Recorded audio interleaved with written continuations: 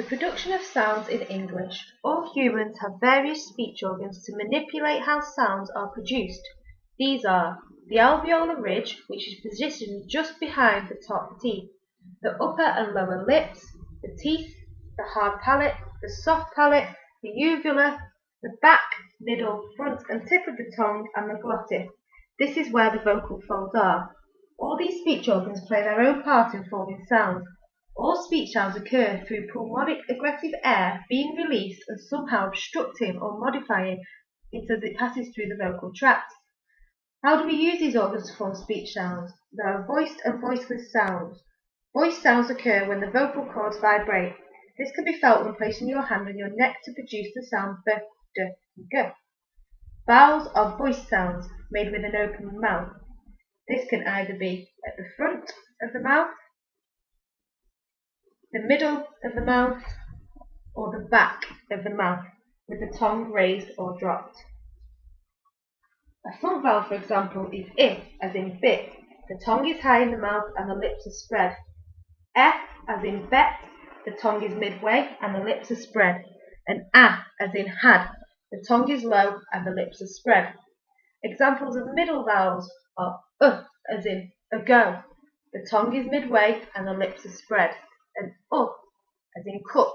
The tongue is low and the lips are spread. The last set of vowels are the back vowels, such as oo in glue. The tongue is high, the lips are rounded. Or, as in corn, the tongue is midway and the lips are rounded. Finally, as in dog. The tongue is low and the lips are also rounded. Consonants can be voiced or voiceless.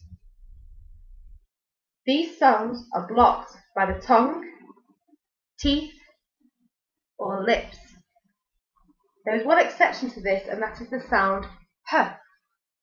There is no blockage and it is voiceless. How do we form consonants? This is done through manner and place of articulation. Place of articulation refers to when two speech organs articulate together to form a sound. There is one active articulator and one passive articulator. Glottal articulation is when the vocal cords come together at the glottis to cause friction, as in h. Velar articulation is when the back of the tongue articulates with the passive soft palate to form k and g. Palatal articulation is when the active front of the tongue articulates with the passive hard palate, such as y. Post-alveolar articulation is when the active tip of the tongue articulates with the passive back area of the alveolar ridge, as in sh and j. Alveolar is when the active articulator, the tongue, connects with the passive forward part of the alveolar ridge, as in d and l. Dental articulation is when the tip of the tongue, which is active, articulates with the passive upper teeth, for example, in think or in the. Labiodental is when the active lower lip articulates with the passive upper teeth, such as f or v. And finally, bilabial is when the lips come together to make sounds such as b or p. The manner of articulation. This is a result of how much airstream is interfered with in order to make speech sounds. Plosive consonants are produced when the airflow is stopped in the vocal tract.